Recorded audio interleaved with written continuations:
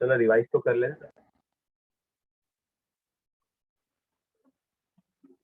Okay चलो, तो thermodynamic के पिछले एपिसोड में हमने देखा था कि हम लोग किस तरह से हीट इंजन समझने के लिए किस तरह से हम लोग कोशिश करने वाला है इस हफ्ते। तो हमारा अभी जर्नी स्टार्ट हो चुकी है, उसमें हम लोग बताते हैं हीट इंजन समझने के लिए हमने सबसे पहले बताया था कि भाई हीट इंजन समझने के लिए आपको स्टेट वेरिएबल्स पता होना चाहिए। ठीक है, स्टेट वेरिएबल्स का यूज करके हम लोग स्टेट क्या होता है वो डिफाइन करेंगे। स्टेट डिफाइन करने के लिए एक पर्टिकुलर कंडीशन चाहिए रहती है, उसे हम लोग कहते हैं थर्मोडायनामिक इक्विलिब्रियम। ठीक है, स्टेट एक स्टेट से दूसरे स्टेट में जाता है तो उसे हम लोग कहते हैं प्रोसेस। ठीक है, प्रोसेस के हम लोग डिफरेंट टाइप्स देखेंगे ताकि हम लोग महरूम ना रहे किसी भी टाइप से। तो हम लोग अलग अलग टाइप देखेंगे। Generally there are 7 to 6 types. Okay, ये सारे टाइप देखेंगे। जब ये सारे टाइप देखने के बाद हम लोग क्या करेंगे, हर टाइप पर ना फर्स्ट लॉ ऑफ थर्मोडायनामिक्स लगाएंगे। और फर्स्ट लॉ ऑफ थर्मोडायनामिक्स लगाकर हम लोग उसके अंदर देखेंगे कि भाई हीट कितना जाता है, उसकी इंटरनल एनर्जी कितनी होती है, एक्चुअल में वर्क कितना होता है। ठीक है, सारे क्वांटिटेटिव मेजर्स निकालने के बाद we will have this kind of knowledge. यहाँ पर और हम और एक चीज सीखेंगे, व्हाट इज पीवी डायग्राम। ठीक है, we will have this kind of knowledge. और इस नॉलेज को चलो हमने इकट्ठा कर लिया, उसके बाद हीट इंजन का एक बार वर्किंग समझ लेंगे और इन दोनों को मर्ज कर हम लोग देखेंगे ग्राफ किस तरह से निकालते हैं, फॉर्मूले किस तरह निकालते हैं। राइट, ठीक है। तो हमारा इस साल का हम चाहते हैं कि इस हफ्ते कम से कम प्रोसेस तक तो भी हो जाना चाहिए। ठीक है, we have covered what is state variables, what are the types of state variables, right? There are two types of state variables, intensive variables and extensive variables, right? Intensive variable means independent of size, है ना। extensive variable मतलब means dependent on size। ठीक है, हमने दो compartment बनाए थे, अलग अलग वेरिएबल्स रखे थे। हमने इंटेंसिव स्टेट वेरिएबल्स हमने देखे थे किस तरह के थे। चलो, ये होने के बाद हम लोग देखेंगे स्टेट क्या होता है। इंटेंसिव स्टेट वेरिएबल्स में हम लोग ये देखेंगे कि भाई state variable these are point function और स्टेट फंक्शन।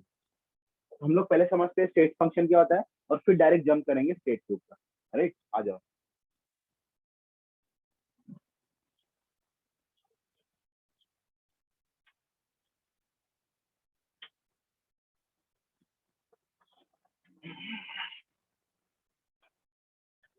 तो जो आपके स्टेट वेरिएबल्स के जो नोट्स कल लिखवाए थे उसके अंदर ये 2-3 पॉइंट्स ऐड कर देना आपने। State variables are point function और स्टेट फंक्शन। स्टेट वेरिएबल जो होते हैं ना उसको हम लोग पॉइंट फंक्शन बोलते हैं। देखो जिस तरह से मैंने ग्राफ बनाया था, ग्राफ बनाने के बाद एक पॉइंट बनाया था, इस पॉइंट को मैंने बोला था अरे ये तो मेरा स्टेट नंबर 1 है, ये है वॉल्यूम, ये है प्रेशर, है ना। इस तरह से हमने, तो ग्राफ में भी देखो एक पॉइंट ही बन रहा है। और लिटरली पॉइंट का मतलब क्या होता है मैं आपको ये समझाता हूँ। पॉइंट फंक्शन का मतलब ये होता है, it does not depend on path. Point function का ये मतलब ये होता है कि ये जो फंक्शन होते हैं state function, what are the state function, what are the state variables, pressure, volume, temperature, density, mass, internal energy, height ले लो। ठीक है, इस तरह के वेरिएबल्स, ये सारे वेरिएबल्स जो होते हैं ना, it does not depend on path, ये पाथ पर डिपेंड नहीं करते। किस तरह से देखो, इस तरह से देखो, अगर मैं हाइट कंसिडर करूँ, समझो मुझे इस हाइट पर पहुंचना है। If I want to reach up to that height, ये है मेरा ग्राउंड लेवल। राइट, अगर यहाँ पर कोई पर्सन खड़ा है तो मुझे इस हाइट पर पहुंचने का है, तो मेरे पास डिफरेंट काइंड्स ऑफ वे है, मेरे पास डिफरेंट टाइप्स ऑफ वे है ताकि मैं इस हाइट पर पहुंच जाऊँ। देखो वन ऑफ द वे क्या है, मैं यहाँ पर जाऊँ और क्लाइंब करते हुए यहाँ तक पहुंच जाऊँ। मैं इस तरह से गया। ठीक है, ठीक है, मैं एक नेता हूँ, मिनिस्टर का बेटा हूँ, मैंने बुलाया अपना पर्सनल एरोप्लेन, पर्सनल हेलीकॉप्टर, ये हेलीकॉप्टर बुलाया, मैं हेलीकॉप्टर बैठा और हेलीकॉप्टर से बैठ के यहाँ तक गया, ये एक वे हो गया, है ना। मैं शक्तिमान हूँ, आई एम शक्तिमान, ये उड़ते उड़ते उड़ते उड़ते उड़ते उड़ते ये ऐसे गया, है ना। कोई एथलीट है, ये जंप करके गया, यहाँ से आया, इस तरह से जंप करते गया। तो मैं फाइनली क्या अचीव करना चाहता हूँ, मैं फाइनली हाइट अचीव करना चाहता हूँ, हाइट अचीव करना स्पाइडरमैन। चाहता हूँ। स्पाइडरमैन हो सकता है ना। और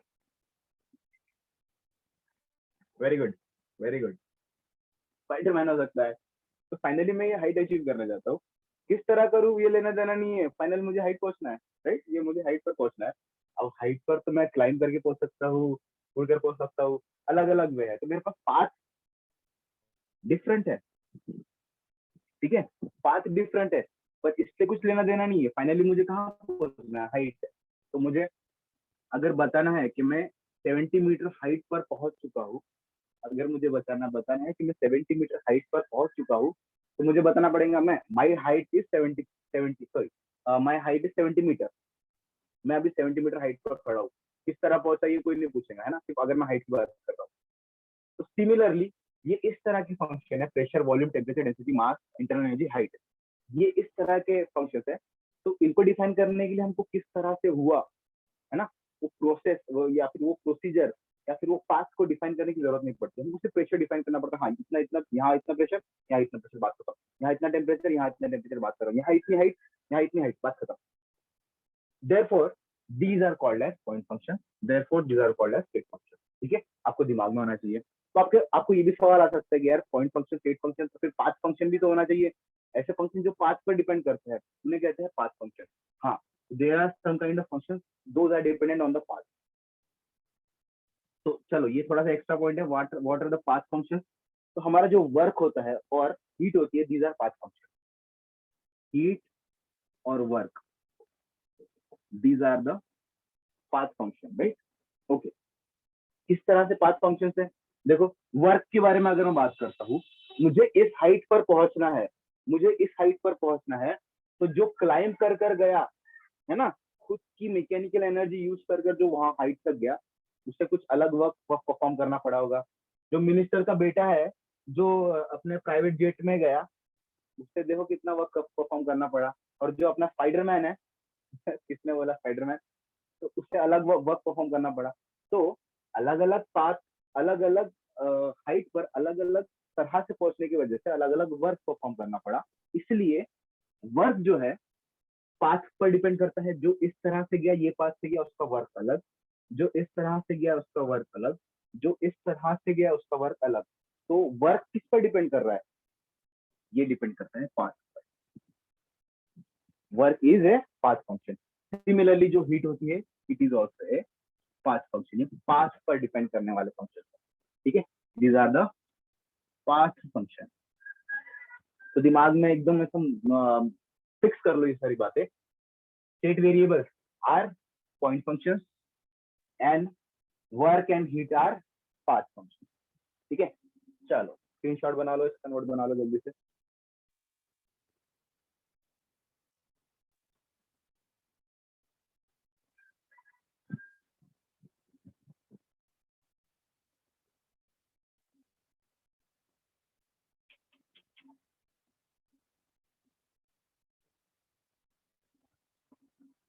हो गया।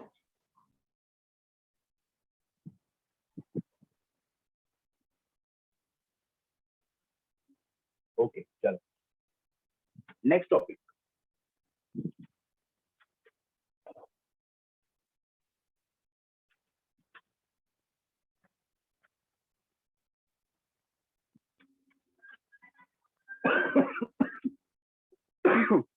ओके, अब हमने बात कर ली स्टेट वेरिएबल्स से। स्टेट वेरिएबल्स मैंने बताना चाहता हूँ स्टेट वेरिएबल्स के बारे में, क्योंकि using state variables we are going to define now state. State variable का मकसद ये है कि हम लोग स्टेट को डिफाइन कर सकते हैं, ठीक है। लेकिन स्टेट ऐसे डिफाइन नहीं होता है। स्टेट डिफाइन करने के लिए एक पर्टिकुलर कंडीशन जरूरी होती है। स्टेट डिफाइन करने के लिए, define state, it must be in equilibrium. अगर मुझे किसी स्टेट को डिफाइन करना है ना, तो वो जो स्टेट होती है वो इक्विलिब्रियम में होना जरूरी है। जैसे कंटेनर में पानी भरकर रखा हुआ है, राइट, तो इसका कुछ ना कुछ टेम्परेचर है। तो इसका ये टेम्परेचर क्यों है? क्योंकि इसका टेम्परेचर सराउंडिंग टेम्परेचर के साथ इक्विलिब्रियम में आ चुका है। जब इक्विलिब्रियम में आता है तभी मैं थर्मोमीटर लगाकर थर्मोमेट्री ये कॉन्सेप्ट यूज कर सकता हूँ। थर्मोमेट्री किस पर डिपेंड करता है? Zeroth law, right. Zeroth law के इस्तेमाल से ये बॉडी और ये body will be in thermal equilibrium with each other, then we will come to know कि भाई भाई इस चीज का टेम्परेचर इतना है, राइट। तो ये अभी थर्मो थर्मो इक्विलिब्रियम में है। तो इक्विलिब्रियम में होने के बाद ही मुझे जो वेरिएबल्स होते हैं वो पता चलते हैं। यहाँ पे टेम्परेचर पता चल गया, है ना। ये अभी ये स्टेबल पोजीशन में, मतलब यहाँ पे यहाँ ऊपर भी नहीं जा रहा, नीचे भी नहीं, हिल भी नहीं रहा है। वाटर कंसिडर कर, वाटर एक स्टेबल स्टेट में है, इक्विलिब्रियम स्टेट में है, तो मैं वाटर का प्रेशर निकाल सकता हूँ, है ना। अगर प्रेशर कुछ अलग होता तो वाटर ऊपर नीचे होते रहता, मतलब प्रेशर का फ्लक्चुएशन होता। तो इस फ्लक्चुएशन में मैं चूज ही नहीं कर पाता कि भाई कौन सा मैं प्रेशर लूँ। तो ये प्रेशर निकालने के लिए ये एक इक्विलिब्रियम में होना जरूरी है, टेम्परेचर निकालने के लिए इक्विलिब्रियम में होना जरूरी है। मुझको अगर स्टेट डिफाइन करना है तो एक बात पक्की है कि वो जो सिस्टम है वो इक्विलिब्रियम में होना जरूरी है। तो अब हमको सबसे पहले समझना पड़ेगा कि इक्विलिब्रियम होता क्या है, व्हाट इज इक्विलिब्रियम। अब हमको समझना पड़ेगा व्हाट इज थर्मोडायनेमिक इक्विलिब्रियम, ठीक है। थर्मोडायनेमिक, तो अभी हम लोग जाते हैं थर्मोडायनेमिक इक्विलिब्रियम समझेंगे, तो वापस तो वो होने के बाद वापस स्टेट पे आएंगे, ठीक है। तो इक्विलिब्रियम, हम क्यों इक्विलिब्रियम पढ़ रहे हैं? तो अगर स्टेट इक्विलिब्रियम में ही में होगा तो हमको स्टेट वेरिएबल मिलेंगे, प्रेशर, वॉल्यूम, टेम्परेचर। जब हमको स्टेट वेरिएबल मिलते हैं तभी हम लोग स्टेट डिफाइन करते हैं, ओके, ठीक है। आओ इक्विलिब्रियम, जनरली हम लोग बात करने वाला है थर्मोडायनेमिक इक्विलिब्रियम, थर्मोडायनामिक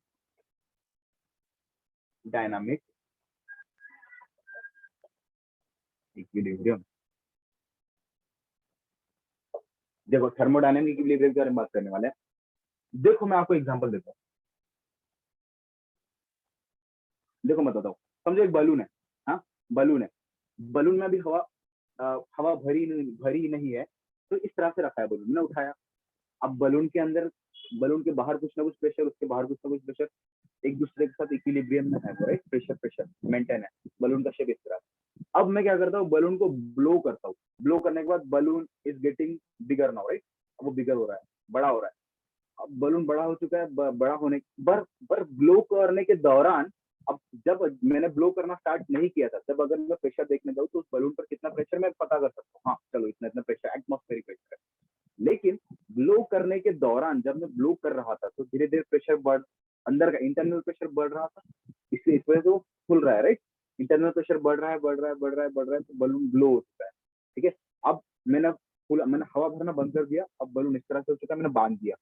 तो बांधने के बाद मैं पता कर सकता हूँ, हाँ अब ये बलून इस तरह से हो चुका है तो इसका प्रेशर क्या होगा, ठीक है। मतलब इनिशियल कंडीशन में जब वो बिल्कुल भी खुला हुआ नहीं था तब मैंने उसका प्रेशर फाइंड किया, फाइनल कंडीशन में उसका प्रेशर क्या था फाइंड किया। लेकिन इस प्रोसेस में जब मैं हवा भर रहा था तो ये यहाँ मुझे सर्टेनिटी नहीं थी, है ना, भरोसा नहीं था, मुझे अनसर्टेनिटी थी कि भाई यहाँ पर प्रेशर क्या है, प्रेशर तो चेंज हो रहा था बार बार। तो ये इस दौरान में प्रेशर फाइंड नहीं कर सकता था, मैं इनिशियल स्टेज पर और फाइनल स्टेज पर ही जाके मैंने प्रेशर और प्रेशर फाइंड किया कि भाई प्रेशर एक्चुअली है क्या। ये स्टेट को हम लोग क्या बोलते हैं, इसको बोलते हैं हम इक्विलिब्रियम स्टेट या फिर स्टेबल स्टेट, है ना। तो स्टेबल स्टेट आने के बाद ही हमको पता चला, हाँ प्रेशर इतना है, यहाँ पर हमको पता चला प्रेशर। लेकिन बीच में क्या हो रहा था, प्रेशर डिक्रीज इंक्रीज हो रहा था, है ना। तो हमको, तो अब मुझको स्टेट डिफाइन करना है, तो मुझको स्टेट डिफाइन करने के लिए क्या चाहिए था, प्रेशर। तो क्या बीच वाले स्टेट पर मुझे प्रेशर पता है? नहीं, वो तो वेरी हो रहा है, राइट। हम लोग बीच वाले प्रोसेस पे हम लोग स्टेट डिफाइन नहीं कर पाते, तो हम लोग स्टेट कहाँ डिफाइन कर पा रहे हैं, एक्सट्रीम पोजीशन पर। और एक्सट्रीम पोजीशन कब अचीव हुई है, ये पोजीशन और ये पोजीशन कब अचीव हुई है, ये पोजीशन जब अचीव हुई है जब हमारा सिस्टम इक्विलिब्रियम में है। आई होप आपको समझ में आ रहा है। आपको और समझाने के लिए मैं थोड़ा एक डायग्राम के थ्रू बताना चाहता हूँ आपको। देखो मैंने क्या किया, आई मेड 2 कंपार्टमेंट, ये मैंने 2 कंपार्टमेंट बनाए।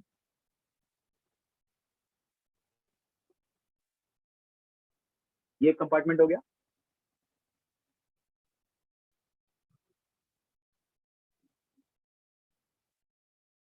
ये ठीक है। ये कंपार्टमेंट नंबर 1, ये कंपार्टमेंट नंबर 2, ठीक है। ये इसमें एक एग्जांपल एक्सप्लेन करूंगा, ये कंपार्टमेंट नंबर 1, ये कंपार्टमेंट नंबर 2, इसमें हम लोग दूसरा एग्जांपल लिखेंगे। चलो अब मैं बोलता हूँ ये कंपार्टमेंट नंबर 1 है, ये कंपार्टमेंट नंबर 2 है, राइट। अगर मैं बोलता हूँ इसके अंदर जो प्रेशर है ना वो है 2 बार, ठीक है। अब इस कंपार्टमेंट को मैंने जोड़ा नहीं, ये अलग अलग कंपार्टमेंट है, तो मैंने इसके बीच में ना रिस्ट्रिक्शन लगा के रखा है, फिक्स रिस्ट्रिक्शन लगा के रखा है, ठीक है। या फिर एक काम करता हूँ, इसके ऊपर ना एक मूवेबल रिस्ट्रिक्शन लगाता हूँ, लेकिन अभी मैं उसको क्लैंप कर देता हूँ, मैं उसको अटका देता हूँ, ठीक है, ताकि वो इधर उधर हिलेगा नहीं, ठीक है।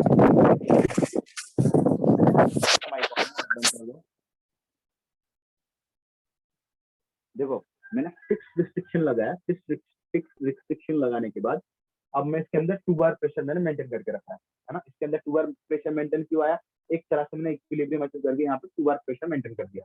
यहाँ पे मैं करता हूँ 4 बार प्रेशर, ठीक है। अब मैंने कंपार्टमेंट खोला नहीं है, ठीक है।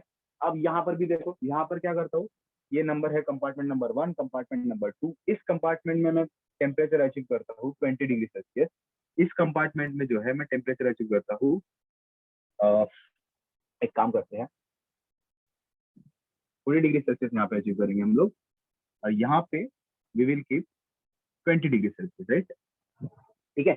अब इन दोनों के बीच में ना एक इंसुलेटर प्रोवाइड करिए ताकि हीट आना जाना ना करे, ठीक है, हीट आना जाना ना करे। इसका टेम्परेचर मैंने 40 अचीव किया, कैसे अचीव किया, तो थर्मोडायनेमिक इक्विलिब्रियम लगा के, राइट। इसका 20 कैसे अचीव किया, थर्मोडायनेमिक इक्विलिब्रियम लगा के। ये अलग अलग कंपार्टमेंट है, अलग अलग पार्टीशन पे लगे हुए हैं। अब मैं क्या करता हूँ, यहाँ पे भी मैंने क्लैंप लगा दिया। अब मैं क्या करता हूँ, ये वाले केस में देखो मैंने क्लैंपिंग हटा दिया, यहाँ से मैंने क्लैंपिंग हटा दी, ठीक है। अब क्लैंपिंग हटाने के बाद क्या होता है, जरा ऑब्जर्व करो, ये जो है ना मूवेबल है, ये यहाँ भी जा सकता है ऑब्जेक्ट, यहाँ भी जा सकता है। अब मुझको बताओ, यहाँ 2 बार प्रेशर है, यहाँ 4 बार प्रेशर है, तो मेरे पास 2 ऑप्शन है, एक तो ये यहाँ जाएगा, एक तो ये वाला रिस्ट्रिक्शन यहाँ जाएगा, ये वाला रिस्ट्रिक्शन ऐसे यहाँ जाएगा। तो बताओ ये ऑब्जेक्ट इस डायरेक्शन नंबर 1 में जाएगा या डायरेक्शन नंबर 2 में जाएगा, जल्दी रिप्लाई दो। Direction number 1। डायरेक्शन नंबर 1 में जाएगा, मतलब यहाँ यहाँ प्रेशर ज्यादा है, यहाँ प्रेशर कम है, तो ज्यादा प्रेशर क्या करेंगे, उसको धक्का मारेगा, राइट, धक्का मारेगा। अब इसको प्रेशर यहाँ पे कंप्रेशन होने के बाद क्या होगा, देखो अब ये धक्का लगा रहा है, मतलब एफर्ट लग रहा है, प्रेशर डिक्रीज होगा, राइट। तो यहाँ अब मुझको एक बात बताओ, चलो वेरी गुड, ये इस डायरेक्शन में जाएगा, तो इसका मतलब ये डिस्प्लेस हो चुका है, यहाँ आ चुका है ना। एक समय ऐसा आएगा, अब में धक्का लग रहा है तो जा रहा है, मूव हो रहा है, मूव हो रहा है। एक समय ऐसा आएगा जो जब ये जो ऑब्जेक्ट है ना, ये बैरियर रुक जाएगा, वो समय कब होगा, प्रेशर, इन दोनों के प्रेशर में तब क्या रिलेशन होगा, जब वो रुक जाएंगे। समझ में आ रहा है मैं क्या कह रहा हूँ, इक्वल होगा, वेरी गुड, इक्वल होगा। वेरी गुड, जब इक्वल होगा। लेट से हमारा प्रेशर हो चुका है 3, और यहाँ पे भी प्रेशर हो चुका है 3, ठीक है, इक्वल हो गया, मतलब हमारा इस डायरेक्शन में स्टेट गया, वेरी गुड। अब देखो फिर से मैं कंपार्टमेंट हटाता हूँ,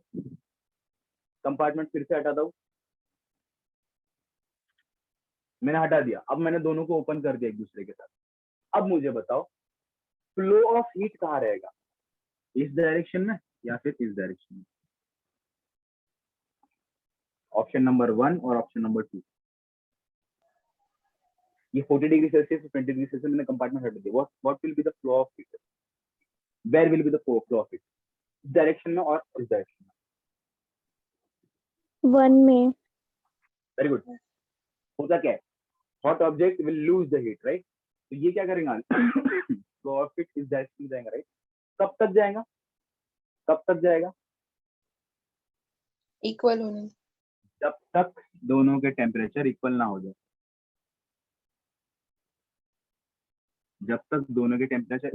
जाए, ठीक है। अब देखो मैं क्या समझाना चाह रहा हूँ कि होता क्या है कि देखो ये सिस्टम है, ये भी सिस्टम है, ठीक है। सिस्टम एक पर्टिकुलर डायरेक्शन में जाना चाहता है, देखो ये वाला सिस्टम इस डायरेक्शन में जाना चाहता है, कौन सी डायरेक्शन में जाता है, जब जहाँ हाई प्रेशर से लो प्रेशर, वो प्रेशर लगा के अपन कुछ ना कुछ प्रेशर वो मेंटेन करना चाहता है। यहाँ पर भी देखो सिस्टम एक डायरेक्शन में जाना चाहता है, तो हम कह सकते हैं कि सिस्टम एक अपनी मन चाही डायरेक्शन में जाना चाहता है। सिस्टम जो है एक मन चाहे डायरेक्शन में जाना चाहता है। अब मन चाहे डायरेक्शन का मतलब क्या है? मोस्ट प्रोबेबल जो भी स्टेट होती है वो सिस्टम अचीव करना चाहते हैं। मोस्ट प्रोबेबल का मतलब क्या है? वो स्टेट होना ही होना है।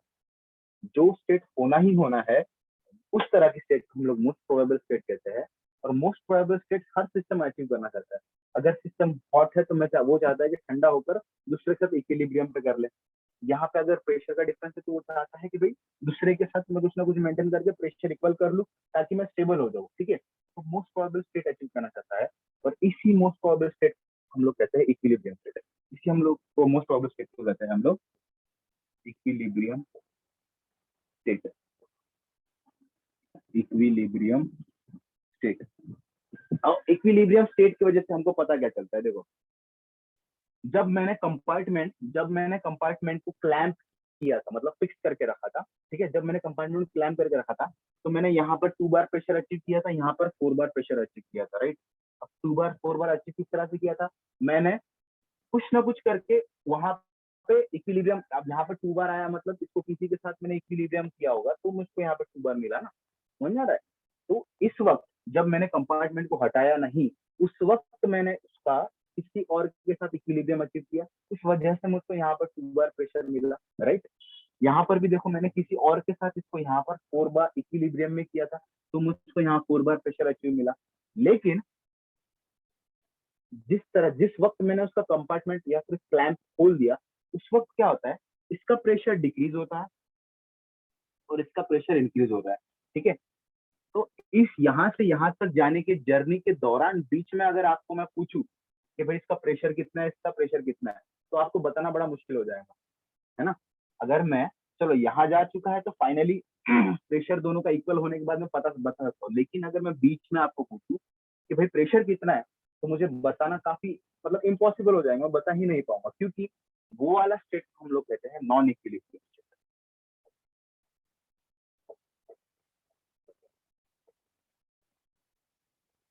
ये बीच वाले स्टेट को हम लोग कहते हैं non equilibrium state. Non equilibrium state पर अनसर्टेनिटी होती है। नॉन इक्विलिब्रियम स्टेट पर अनसर्टेनिटी होती है, कुछ पता नहीं होता कि वो कह रहा है।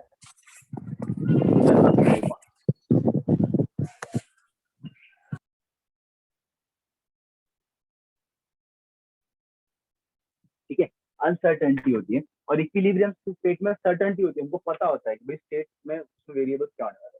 सिमिलरली यहाँ पर भी देख सकते हैं, जब यहाँ पे 40 डिग्री अचीव हुआ तब हमने थर्मल इक्विलिब्रियम अचीव किया था, इसलिए यहाँ का 40 हो गया था।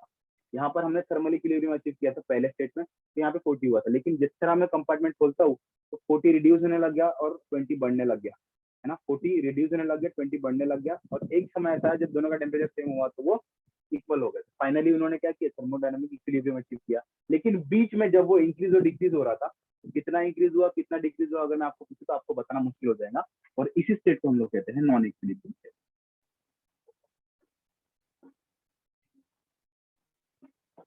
ठीक है, नॉन इक्विलिब्रियम स्टेट और non equilibrium state. Equilibrium state एक ऐसी स्टेट जो मोस्ट प्रोबेबल स्टेट होती है, जो होना ही होना है, ठीक है। और सेकंड लॉ ऑफ थर्मोडायनेमिक्स जो मैं आपको बताया था, तो सेकंड लॉ ऑफ थर्मोडायनेमिक्स यही फाइंड करती है कि वो किस डायरेक्शन में मोस्ट प्रोबेबल वे में जाएंगे। जैसे समझो ये इस डायरेक्शन में जा रही है ना, तो ये तो हमको ऑब्जर्वेशन से पता चला कि ये इस डायरेक्शन में यहाँ रिड्यूस होगा, इसका इंक्रीज होगा, राइट, टेम्परेचर। ये करने से पहले ही मैं कंपार्टमेंट खोलने के बाद पता चला, ये कंपार्टमेंट खोलने के पहले ही सेकंड लॉ ऑफ थर्मोडायनामिक्स के फॉर्मूला अप्लाई करके मैं बता सकता हूँ कि भाई किस डायरेक्शन में जाना है। ये है beauty of second law of thermodynamics. Second law of thermodynamics लोग पढ़ने वाले हैं। तो आपको मैं समझना चाहता हूँ कि इक्विलिब्रियम नॉन इक्विलिब्रियम स्टेट क्या होता है। आपके टेक्स्ट बुक में क्या एग्जांपल देते हैं? आपके टेक्स्ट बुक में एग्जांपल देकर बॉल का, जब बॉल फुला हुआ होता है तो वो एक इक्विलिब्रियम स्टेट में होता है। लेकिन जब मैं उसको पंक्चर करता हूँ तो सडनली उसमें से हवा बाहर निकलने लग जाती है। अब उस वक्त में इस बॉल के अंदर प्रेशर क्या मैं बता नहीं पाऊंगा। जब बॉल एग्जैक्टली फुल्ली शेप में था तब मैं उसको प्रेशर कितना था मैं बता दिया। जब वो पंक्चर हो रहा है इस दौरान मैं उसका प्रेशर क्या था नहीं बता पाऊंगा। लेकिन पूरी तरह जब वो पंक्चर हो जाएगा उस दौरान फाइनली उसका मैं प्रेशर बता पाऊंगा। तो जब बीच में जो हो रहा था उस स्टेट को हम लोग बोलते हैं नॉन इक्विलिब्रियम स्टेट, और जब एक्सट्रीम वाले जो पोजिशन थे उसको हम लोग कहते हैं equilibrium state. I I hope आपको समझ में आ रहा होगा। स्क्रीनशॉट बना लो।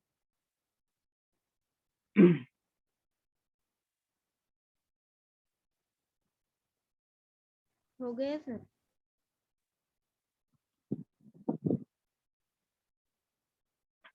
तो हमने क्या क्या क्या इक्विलिब्रियम में लाया?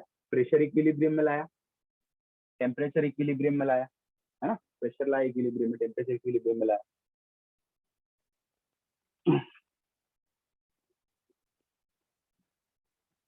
तो इतने बड़े डिस्कशन से हमको क्या पता चला? हमको पता चला why thermodynamic equilibrium is important। क्यों इंपॉर्टेंट है? क्यों इंपॉर्टेंट है थर्मोडायनामिक इक्विलिब्रियम? क्योंकि वी नीड टू फाइंड, हमको we need to find pressure, volume, temperature etcetera. हमको प्रेशर, वॉल्यूम, टेम्परेचर एटसेट्रा, ये सारी चीजें, मतलब ये सारी चीजें क्या है? State variables, right? We need to find pressure, volume, temperature etcetera to define a state. तो मुझको एक पर्टिकुलर उसकी पोजीशन क्या है, स्टेट क्या है, ये डिफाइन करने के लिए pressure, volume, temperature etcetera define करना पड़ता है। Pressure, volume, temperature is only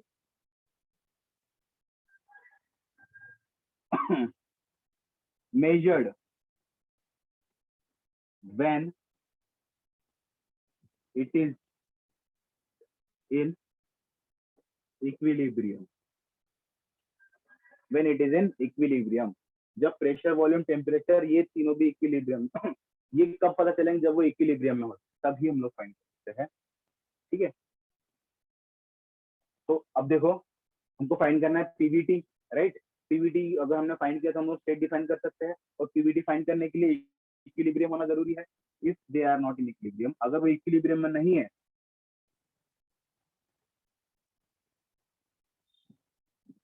we can not define state.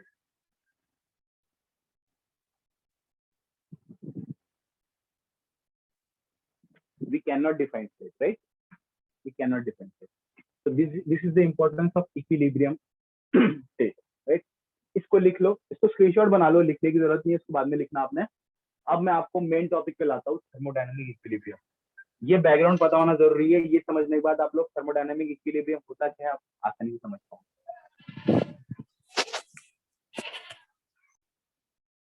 ठीक है, हो गया? हो गया? हाँ सर। हो गया सर। आई होप आपका हो गया होगा। अब देखो मेन टॉपिक पे आते हैं, जो आपका इंपॉर्टेंट क्वेश्चन है, व्हाट इज थर्मोडायनामिक इक्विलिब्रियम। देखो हमने, देखो मैंने जो एग्जांपल बताया उसमें से हमने क्या पता चला? हमको क्या पता चला? P1 is equal to P2, right? P1 is equal to P2। हम लोग P1 is equal to P2 को ऐसे भी लिख सकते हैं ना, P कांस्टेंट। सेकंड एग्जांपल से क्या पता चला? T1 is equal to T2 at some time most probable state पर, इक्विलिब्रियम स्टेट पर हम ऐसे लिख सकते हैं, T is constant, temperature is constant. जब टेम्परेचर कांस्टेंट होता है तो इस तरह के इक्विलिब्रियम को हम लोग क्या कहते हैं? सबसे पहले लेक्चर में आपको सिखाता है equilibrium, thermal equilibrium. Very good, very good, thermal equilibrium. अब मुझे बताओ, जब प्रेशर कांस्टेंट होता है तो इस तरह के इक्विलिब्रियम को हम लोग क्या कहते हैं? क्या आपको पता है? तो इस तरह के इक्विलिब्रियम को हम लोग, हाँ नहीं, इस तरह के आइसोबारिक, आइसोबारिक भी कहते हैं। आइसोबारिक एक प्रोसेस है, आइसोबारिक इज अ प्रोसेस। अब इस तरह के मैं इक्विलिब्रियम की बात कर रहा हूँ जहाँ प्रेशर इक्वल होता है, उसे हम लोग कहते हैं मैकेनिकल इक्विलिब्रियम। देखो किस तरह से ये मैकेनिकल इक्विलिब्रियम किस तरह से होता है। मैकेनिकल इक्विलिब्रियम मतलब जैसे अभी तक हमने जितने भी मैकेनिक्स की प्रॉब्लम सॉल्व किए हैं, फोर्सेस लगाकर, यहाँ से मैं एक फोर्स लगा रहा हूँ, यहाँ से एक फोर्स लगा रहा हूँ, मतलब उल्टा लिखता हूँ, चलो यहाँ से एक फोर्स लगा, यहाँ से एक फोर्स लगा। ये इक्विलिब्रियम में कब रहेगा? जब ये वाला फोर्स इक्वल रहेगा, राइट? अगर ये वाला फोर्स ज्यादा हो जाए तो ये ऑब्जेक्ट यहाँ चला जाएगा, तो ये इक्विलिब्रियम स्टेट अचीव नहीं करेगा। उसको अगर इक्विलिब्रियम अचीव करना है तो दोनों का फोर्स इक्वल होना चाहिए। दोनों का फोर्स इक्वल होने का मतलब क्या है, जो नेट फोर्स है वो जीरो होना चाहिए, नेट फोर्स जीरो होना चाहिए, राइट, है ना। रिजल्टेंट फोर्स जीरो होना चाहिए, यहाँ पे भी फोर्स इतना, यहाँ पे भी इसका फोर्स इतना, इसका मतलब tug of force for example हम लोग खेले तो ऑब्जेक्ट बीच में रहना चाहिए, ठीक है। तो इसको मतलब अब यहाँ पे फोर्स लग रहा है पर यूनिट एरिया, फोर्स लग रहा है पर यूनिट एरिया मतलब pressure equal to pressure, right. Pressure equal to pressure मतलब इसको हम लोग क्या बोलते हैं, मैकेनिकल इक्विलिब्रियम, ठीक है। और एक इक्विलिब्रियम बताता हूँ, आई होप आपको ये समझ में आ रहा होगा। हमारे पास टाइम नहीं है, टाइम खत्म होते जा रहा है, ठीक है। Last equilibrium is chemical equilibrium. Chemical equilibrium मतलब क्या होता है, जिसके अंदर मास कांस्टेंट हो, मास कांस्टेंट हो जाए, है ना। मतलब केमिकल अगर मुझको रिएक्शन बैलेंस करना है तो यहाँ का मास शुड बी इक्वल टू यहाँ का मास, तो ही वो रिएक्शन बैलेंस होगा। हम लोग क्या करता है, अगर समझो यहाँ पर अगर 2 है यहाँ पे 4 है तो मल्टीप्लाइड बाय यहाँ 2 करके मास इक्वल कर देते हैं, तो रिएक्शन बैलेंस करते, राइट, मास कांस्टेंट कर, इस तरह के इक्विलिब्रियम। अब थर्मोडायनामिक इक्विलिब्रियम, अब देखो ये मैकेनिकल इक्विलिब्रियम से हमको क्या मिलता है, प्रेशर। थर्मल इक्विलिब्रियम से क्या मिलता है, टेम्परेचर। केमिकल इक्विलिब्रियम से हमको क्या मिलता है, मास। तो ये 1 2 3 ये सारी चीजें क्या है, these are the state variables. अब मुझको स्टेट डिफाइन करने के लिए क्या चाहिए था, स्टेट वेरिएबल चाहिए था। वो अचीव कैसे हुआ, इक्विलिब्रियम से हुआ। अलग अलग तरह के इक्विलिब्रियम, प्रेशर इस तरह के इक्विलिब्रियम से, मतलब मुझको स्टेट डिफाइन करना है तो ये सारे इक्विलिब्रियम अचीव करने पड़ेंगे, राइट। अगर मुझको स्टेट डिफाइन करना है ये सारे इक्विलिब्रियम अचीव करने पड़ेंगे, तो ये सारे इक्विलिब्रियम को अचीव करने का मतलब ही हम लोग कहते हैं thermodynamic equilibrium. What is thermodynamic equilibrium?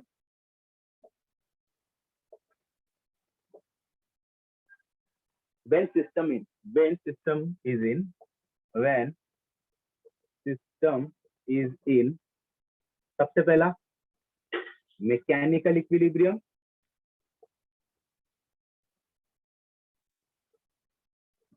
Thermal equilibrium and chemical equilibrium. when system is in mechanical equilibrium plus thermal equilibrium plus in chemical equilibrium, then only then we can call it as thermodynamic equilibrium। thermodynamic equilibrium क्या होता है, अब mechanical equilibrium का मतलब क्या होगा, pressure constant.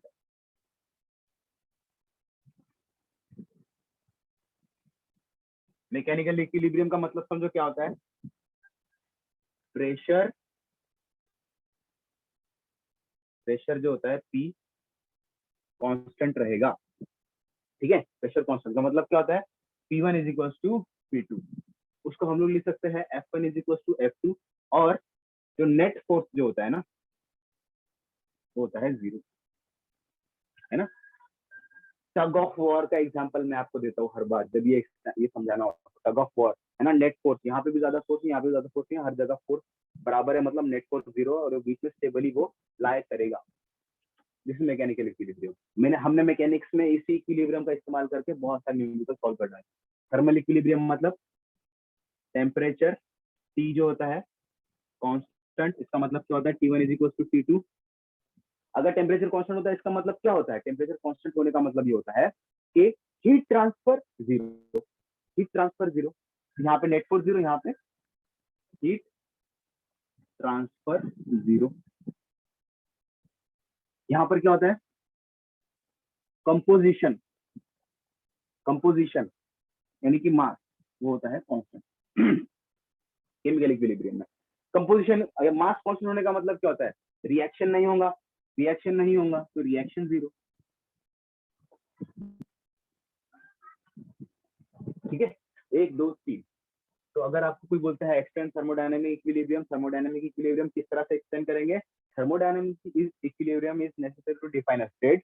Thermodynamic equilibrium is necessary to define a state, ठीक है ना। thermodynamic equilibrium is necessary to define a state. A state is found by state variables. Those state variables is only found by equilibrium states of different kind. These are mechanical equilibrium, thermal equilibrium, and chemical equilibrium. So finally, we can say that achieving mechanical equilibrium, achieving thermal equilibrium, and achieving chemical equilibrium, we can achieve thermodynamic equilibrium. तो आपसे कोई भी thermodynamic equilibrium के अगर बारे में कोई पूछता है तो mechanical equilibrium plus chemical equilibrium plus thermal equilibrium achieve करने का मतलब ही होता है थर्मोडायनामिक इक्विलिब्रियम। तो चलो इसके अभी नोट बना लो, पहले स्क्रीनशॉट बना लो फिर नोट्स बना लो।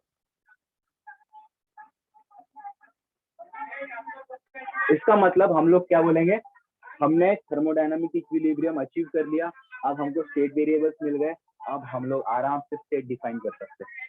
अब हम लोग आराम से स्टेट डिफाइन कर सकते हैं और नेक्स्ट लेक्चर में हम लोग स्टेट डिफाइन करेंगे ग्राफ पर, पीवी ग्राफ पर। ठीक है, प्रेशर वॉल्यूम, देखो प्रेशर वॉल्यूम की वेरिएबल्स देखो ना, प्रेशर आ रहा है ना, वॉल्यूम आएगा, टेम्परेचर आ रहा है, तो उस ग्राफ पर हम लोग अभी स्टेट को डिफाइन करेंगे। ठीक है, हो गया आपका ये? हाँ सर। हाँ सर। चलो तो इस सेशन को अभी एंड करते हैं, हम लोग मिलते हैं नेक्स्ट सेशन में। Have a nice day all of you.